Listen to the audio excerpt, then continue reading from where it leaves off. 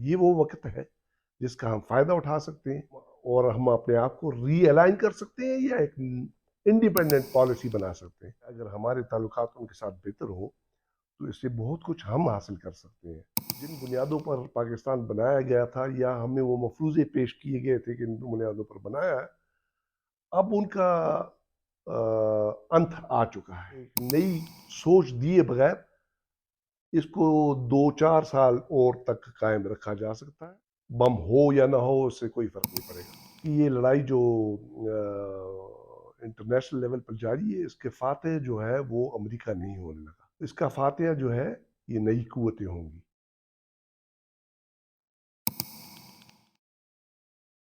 کل غالباً Russian ambassador بھی یہاں پر تشریف لائے تھے اور انہوں نے کچھ باتیں بھی فرمائی ہیں یہاں پر. دراصل ہمارا جو یہ خطہ ہے یہ کافی پرانے عرصے سے، کافی پرانی صدیوں سے جو ہے یہ تجارت کے لیے روس کے ساتھ کھلا ہوا کرتا تھا. اور جب 1917 میں انقلاب آیا رشین، تو اس کے بعد جو ہے تجارت کے لیے بند ہو گیا.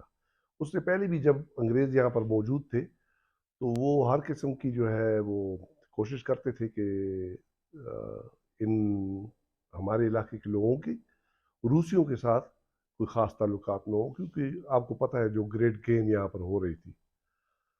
تو اس میں تو نہیں جائیں گے، لیکن اب حالات مختلف ہیں.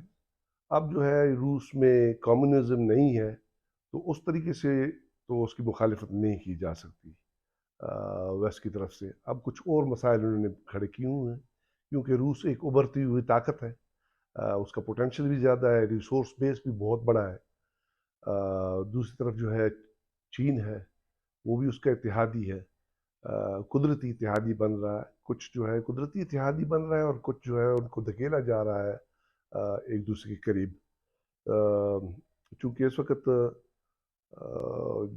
جو چیز نظر آ رہی ہے وہ یہ ہے کہ ایک امپیریل پاور جسے امریکہ کہتے ہیں وہ نیچے کی طرف جا رہا ہے اقتصادی طور پہ فی الحال. فوجی تو نہیں لیکن اقتصادی طور پہ، اور اس کے حوالی جو ہیں وہ بھی نیچے جا رہے ہیں.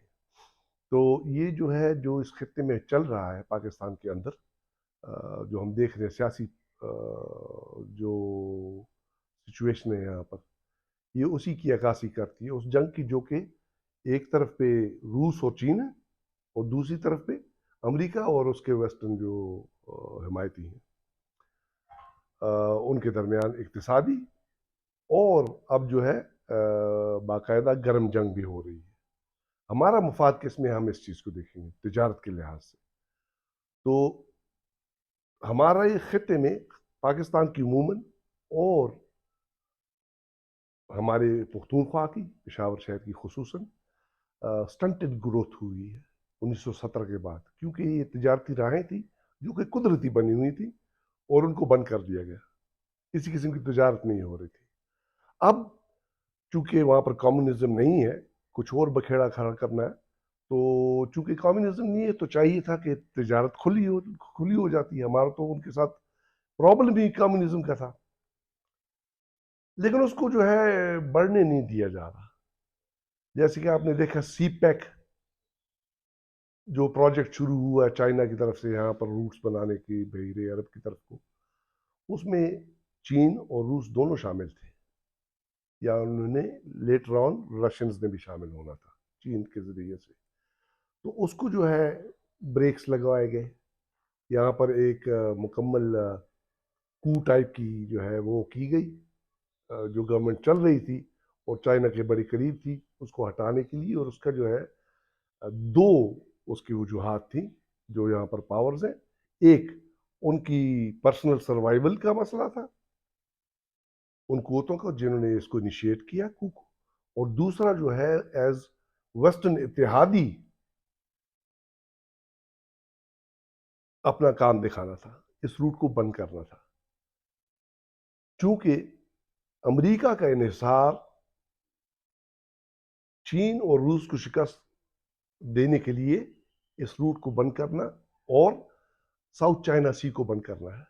قدرتی طور پر تو ہونا یہ چاہیے کہ روس کے ساتھ ہمارے بہترین تعلقات ہوں لیکن یہاں پر مختلف جو ہے ورلڈ پاورز جو ہے ان کا اثر رسوخ تھا. ہم ویسٹرن انفلوئنس کے نیچے تھے، جس کے نتیجے میں ہمارے تعلقات ان کے ساتھ نہیں پلے بڑھے. آ، جب سے پاکستان اور انڈیا انڈیپینڈنٹ ہوئے ہیں، یا سو کالڈ انڈیپینڈنس پاکستان کو بھی ملی ہے، تو اس وقت سے جو ہے ایک ملک جو ہے وہ ایک کیمپ میں چلا گیا، جو کہ انڈیا ہے وہ رشین کیمپ میں چلا گیا، اور پاکستان جو ہے وہ پیچھے رہ گیا، وہ ویسٹرن کیمپ کا حصہ تھا. ان کی ریجن میں بھی مخاصمت تھی، تو وہ قدرتی طور پر اس قسم کا سلسلہ بنا جو کہ کمیونزم کی ڈاؤن فال تک موجود تھا، یا اس کے بعد ختم ہونا چاہیے تھا. اور اگر ہمیں اجازت دی جاتی، ہماری کوئی انڈیپینڈنٹ فارن پالیسی ہوتی اور یہاں پر سمجھدار لوگ حکومت کر رہے ہوتے، جن کے پاس کچھ وزڈم ہوتا اور کچھ عوام کا درد بھی ان کے دلوں میں ہوتا، تو وہ اس تجارت کو فروغ دیتے، رشیا کے ساتھ تعلقات کو فروغ دیتے. یہ تبدیل ہو سکتے ہیں، جیسے کہ آپ نے دیکھا ہے. اس کی میں مثال آپ کو دے دیتا ہوں کہ باوجود اس کے کہ انڈیا جو ہے روس کا پرانا اتحادی ہے، لیکن پچھلے کچھ عرصے سے، ایک دو دہائیوں سے، انڈیا کا رجحان جو ہے وہ امریکہ کی طرف بڑھا اور وہ اس کے کیمپ میں گیا. لیکن وقت آنے پر چونکہ انڈیا کی پالیسی جو ہے، خارجہ پالیسی انڈیپینڈنٹ ہے اور وہ اپنے ملک کا سوچتے ہیں، تو انہوں نے دوبارہ پینترا بدل کے روس کے ساتھ مدد کی. جہاں تک پاکستان کا تعلق ہے، تو یہ اس قسم کی لیوے، اس قسم کی لچک ان کے پاس موجود نہیں ہے، کیونکہ یہ ایک ڈیپینڈنٹ ملک ہے. ان کی فارن پالیسی انڈیپینڈنٹ نہیں ہے. پچھلی جو گورنمنٹ ہے وہ کوشش کر رہی تھی کہ ایک انڈیپینڈنٹ فارن پالیسی فارمولیٹ کی جائے، اور اسی لیے بھی اس کو ہٹانا لازمی تھا. یہ ہو سکتا ہے، لیکن اس کے لیے ایک شرط ہے. وہ شرط یہ ہے کہ یہاں پر پاکستانی عوامی نمائندوں کا راج ہو، کسی ایلیٹسٹ گروپ کا راج نہ ہو. ایک ڈیموکریٹک سسٹم موجود ہو جس کے ذریعے عوامی نمائندے حقیقی معنوں میں الیکٹ ہو کر آئیں، کوئی مینیپولیٹڈ نمائندے نہ ہوں. آپ نے دیکھا ہے مختلف قسم کے جو ہے الیکٹیبلز وغیرہ اور اس کی چیزیں ہوتی ہیں پاکستان میں، یہ نہ ہو.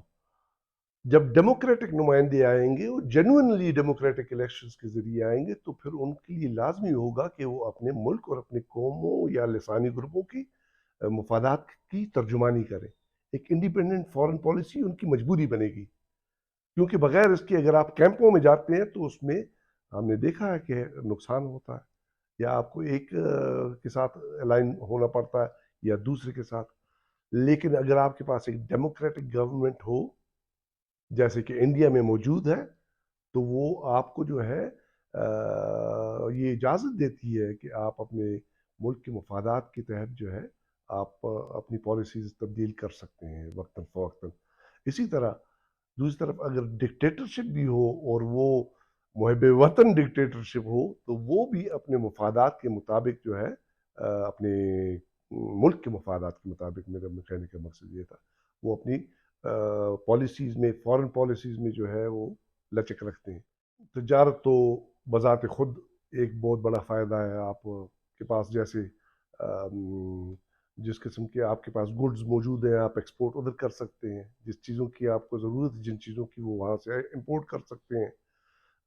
ہمارے پاس جو ہے سافٹ ویئر میں لوگ موجود ہیں جو سروسز پرووائڈ کر سکتے ہیں. وہاں پر ان کے پاس سائنس اور ٹیکنالوجی کی ایسی چیزیں موجود ہیں، ہم ان سے جو ہے مشینری امپورٹ کر سکتے ہیں. انویسٹمنٹ رشیا جا بجا کر رہا ہے، اور اگر ہمارے ان کے ساتھ بہتر تعلقات ہوں، میں یہ نہیں کہہ رہا کہ آپ ان کے لیے اب کام کرنا شروع کر دیں، لیکن اگر ہمارے بہتر تعلقات ہوں تو وہ انویسٹمنٹ یہاں پر کر سکتے ہیں، جو کہ انہوں نے انڈیا دیا ہے کئی مرتبہ. بلکہ آپ کو یاد ہوگا کہ پوتن صاحب جو ہے، صدر پوتن، ولادیمیر پوتن جو ہے، وہ یہاں پر آنے کے ارادہ باندھے ہوئے تھے، لیکن بعد میں انہوں نے اس کو کینسل کیا، کچھ انڈیا کی سفارش پر، اور کچھ انہوں نے پاکستانی گورنمنٹ یا اسٹیٹ کا ایٹیٹیوڈ دیکھ کر، نان سیریس ایٹیٹیوڈ دیکھ کر آنے سے گریز کیا. اور انہوں نے باقاعدہ ایک جگہ پر یہ فرمایا کہ اگر میں وہاں پہ آؤں تو میں کسی سیریس ڈسکشن کے لیے آؤں گا. ایسے تو نہیں ہوتا جیسے ہمارے اب فارن منسٹر ہیں آج کل کے، جو کہ تقریباً میرا خیال 40-45 ملکوں کے لا حاصل بے سود پکنک ٹائپ کے جو ہے وہ ٹورز کر چکے ہیں، لیکن اس کا کوئی ہمیں فائدہ نہیں ہوا. جو تمام دوسرے ملک ہیں وہ جب ڈپلومیسی کرتے ہیں یا ڈپلومیٹک ایکسچینجز کرتے ہیں تو وہ اس سے کچھ حاصل وصول کرتے ہیں، ویسے نہیں گھومتے پھرتے. تو یہ جو ہے اگر ہمارے تعلقات ان کے ساتھ بہتر ہوں تو اس سے بہت کچھ ہم حاصل کر سکتے ہیں. دو مسائل ہیں یہاں پر. ایک تو امریکن ویسٹرن پالیسی ہے جو ہمیں ایز اے بلوار کے یہاں دیکھنا چاہتی ہے روس کے خلاف. دوسرا جو ہے ہماری اینگلو سیکسن انفلوئنس کے نیچے ٹریننگ ہے. ہماری فورسز جو ہیں، جو کہ اب کسی سے ڈھکی چکی ہوئی بات تو ہے نہیں، یہ جو ہے ٹرینڈ ہیں US and British trained ہیں ہماری فورسز، جو کہ اصل اقتدار کی مالک ہیں یہاں پر. میرا مطلب ہے پاکستانی ملٹری سے. تو چونکہ وہ اینگلو سیکسن انفلوئنس کے نیچے جو ہے ہیں، تو ایک تو ان کی ریولشن ہے اینی تھنگ رشین. جو بھی ان کو، چونکہ ایک پرانا صدیوں پرانا پروپیگنڈا ہے روسیوں کے خلاف اینگلو سیکسنز کا، تو اس وجہ سے جو ہے ان کی مینٹیلٹی بھی ایسی ہے. ہماری پشتو زبان میں ایک ضرب المثل ہے کہ خان کے بجائے اس کے نوکروں سے جو ہے وہ آپ زیادہ اپنے آپ کو بچا کر رکھیں تو زیادہ بہتر ہو، کیونکہ وہ زیادہ خطرناک ہوتے ہیں آپ کے لیے. تو ہم چونکہ ویسٹرن انٹرسٹ کو سرو کر رہے ہیں، تو ان ویسٹرن انٹرسٹ کو سرو جب کرتے کرتے ہم ان کو بتانا چاہتے ہیں کہ ہم ان سے زیادہ ان کے وفادار ہیں، خان سے زیادہ خان کے وفادار ہیں. ایک یہ مسئلہ ہے. دوسرا ویسٹرن اپنے انٹرسٹ ہیں، جس کی وجہ سے جو ہے جب بھی وہ دیکھتے ہیں کہ ہم رشیا کے قریب آنے لگے ہیں تو وہ اس سے ہمیں روکتے ہیں. تو اگر آپ نے دیکھا ہو ایک نئی فارن پالیسی جو ہے مرتب کی گئی پچھلی گورنمنٹ میں، جس میں جو ہے ایک مستقل پالیسی جو ہے انڈیپینڈنٹ اس کو سپیل کیا گیا، وہ بنایا گیا. لیکن جب prime minister Imran Khan Russia گئے at the start of Ukraine war, تو اس وقت جو ہے ان کو پیچھے سے پش کیا گیا آپ جائیں، لیکن دوسری طرف اطلاع یہ دی گئی کہ یہ خود سری میں اور خود بخود جا رہے ہیں بغیر کسی سے پوچھے گئے. تو اس کا ایک یہ پرابلم بتایا گیا ان کو. دوسرا یہ ہے کہ اگر آپ نے نوٹ کیا ہو تو ان دنوں میں ایک کانفرنس ہو رہی تھی جس میں جنرل باجوہ جو سابق آرمی چیف تھے، انہوں نے ایک بات کہی تھی اور انہوں نے یوکرین میں رشین وار کو کنڈیم کیا تھا. اب ایک فوج کے سربراہ ہونے کے ناطے سے ان کے پاس یہ حق موجود نہیں تھا کہ وہ اس کو کنڈیم کرتے. کنڈیمنیشن کا جہاں تک بات تھی تو وہ اسٹیٹ کی پالیسی ہونی چاہیے تھی، وہ پرائم منسٹر کو کرنی چاہیے تھی اگر کرنی تھی. لیکن فوج کے سربراہ نے اس کو کنڈیم کیا، جو کہ آئین اور پالیسیز کی مکمل ضد میں ہے. تو آپ دیکھ رہے ہیں کہ ایک طرف جو ہے یہ ایفرٹ چل رہی تھی کہ تعلقات بہتر کیے جائیں، دوسری طرف اس کو سبوتاژ جو کر رہا تھا تو وہ یہاں پر جو پاورفل ترین گروپ ہے پاکستان کے اندر وہ کر رہا تھا. تو ایک تو یہ چیز ہے کہ آپ کو سمجھ آنی چاہیے کہ کون یہاں پر سبوتاژ کرتا ہے. جو سب سے پاورفل ترین گروپ ہے وہ اینگلو سیکسن انفلوئنس کے نیچے ہے، وہ انگلش لینگویج سپیکنگ ہے، اینگلو فون ہے. اس کو رشین لینگویج کی سمجھ نہیں آتی اور اس طرح ان کی کلچر کی بھی ان کو سمجھ نہیں آتی. دوسری، آپ نے یہ سوال کیا کہ یہ جو ہے اس کا ہمیں کیا فائدہ پہنچے گا اگر ہم کیمپ سے نکلنے کی بات نہیں، کسی کے کیمپ میں جانے کی بات تو ہم کر ہی نہیں رہے. ہمیں نہیں چاہیے کہ کسی کے کیمپ میں جا کر بیٹھ جائیں، یا رشینز کے یا چائنیز کے یا امریکنز کے. ہماری پالیسی انڈیپینڈنٹ ہونی چاہیے، سب کو معلوم ہونا چاہیے کہ ہم اپنے مفادات کے تحت جو ہے اپنی فارن پالیسی اور ٹریڈ وہ کرتے ہیں. تو جس چیز میں ہمیں فائدہ ہوگا، انڈیپینڈنٹ فارن پالیسی کا جو ہے تجارت میں فائدہ ہوگا اور اقتصادی طور پر فائدہ ہوگا. ہمیں کئی جو ہے بار آفر کی گئی ہیں چائنا کی طرف سے، स्टेबिलिटी की शर्त पे, और रशिया की तरफ से कि यहाँ पर हम इन्वेस्टमेंट करते हैं। लेकिन बावजूद इसके कि इंतहाई दिगरगूं हालात हैं पाकिस्तानी कौम कह लें, लिसानी ग्रुपों के या पाकिस्तानी अवाम के, उसके बावजूद हमारे साहिब इक़्तिदार जो है वो मुसर हैं कि हमने नहीं करनी ये तिजारत, ये इन्वेस्टमेंट नहीं लेनी। पाकिस्तान की बहुत बड़ी बदकिस्मती है, यहाँ पर जो पावरफुल ग्रुप है जो कि इक़्तिदार में है, उसमें गालिबन विजडम नहीं है, या जो है वो सेल्फ इंटरेस्ट का शिकार है। इस वक्त जो है जो सिनेरियो दुनिया में बन रहा है वो है एक इंपीरियल पावर नीचे गिर रहा है और कुछ और ताकतें जो है वो उसको रिप्लेस कर रही हैं, ठीक है ना। अब ये वो वक्त है जिस वक्त अंडर डॉग्स जिनको कहते हैं, पाकिस्तान जैसे ममालिक होते हैं जिनको हिलने की भी इजाज़त नहीं होती, इनको मौका मिल जाता है हिलने जुलने का। ये वो वक्त है जिसमें ये इक्तिसादी तरक्की और पॉलिटिकल स्टेबिलिटी हासिल कर सकता है। लेकिन पाकिस्तान की बदकिस्मती देखें कि जबकि तमाम खित्ते के ममालिक जैसे कि ईरान, अफगानिस्तान, इंडिया बावजूद अपनी मुखासमतों के चीन और रूस के कम में जा रहे हैं, पाकिस्तान दूसरी तरफ को भाग रहा है, दूसरी तरफ को भाग रहा है। मुझे ये लगता है कि ये लड़ाई जो इंटरनेशनल लेवल पर जारी है, इसके फातेह जो है वो अमेरिका नहीं होने लगा। इसका फातेह जो है ये नई कुव्वतें होंगी। और अगर हम एलाइड रहे जिस तरह से कि हम एलाइड हैं वेस्ट के साथ, तो इसका हमें बहुत बड़ा नुकसान होगा। ये वो वक्त है जिसका हम फ़ायदा उठा सकते हैं हम, और हम अपने आप को रीअलाइन कर सकते हैं या एक इंडिपेंडेंट पॉलिसी बना सकते हैं। लेकिन लगता ये है कि यहाँ पर जो शायद इक़्तिदार हैं उनके ज़हन में इस किस्म की कोई जो है सोच नहीं। एटम बम का तो मुझे नहीं पता कि पड़ा हुआ है या नहीं पड़ा हुआ पाकिस्तान में, लगता तो नहीं है। इसका फ़ायदा हो सकता था, इसका फ़ायदा ये हो सकता था कि पाकिस्तान ने जब एटम बॉम्ब बना लिए तो इसको अपने डिफेंस एक्सपेंडिचर्स जो रेगुलर फोर्सेस है उन पे कम करने चाहिए थे, और एक बेहतरीन किस्म की जो है मोबाइल आर्मी बनानी चाहिए थी जिसकी तादाद भी कम होती और जो कि हाईली मोबाइल होती, जैसे कि इसराइल की है। मैं I am no fan of Israel, लेकिन उनकी जो मिलिट्री पावर है वो बहुत अच्छे तरीके से वो चला रहे हैं। उनकी छोटी आर्मी है और उसकी रीच बहुत बड़ी है। तो इसी तरीके से पाकिस्तान अपने डिफेंस एक्सपेंडिचर्स एटम बम की वजह से भी, न्यूक्लियर पावर की वजह से कम कर सकता था, लेकिन इसने नहीं किए। दूसरी बात, जहाँ तक जो है एटम बम को किसी मुल्क को कायम रखने के लिए इस्तेमाल करना, ये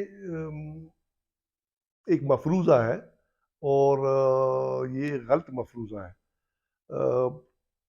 सोवियत यूनियन, साबका सोवियत यूनियन के पास दुनिया में सबसे बड़ी एटमी ताकत थी, एटॉमिक बॉम्ब्स उसके पास अभी भी आर्सेनल उनका सबसे बड़ा है।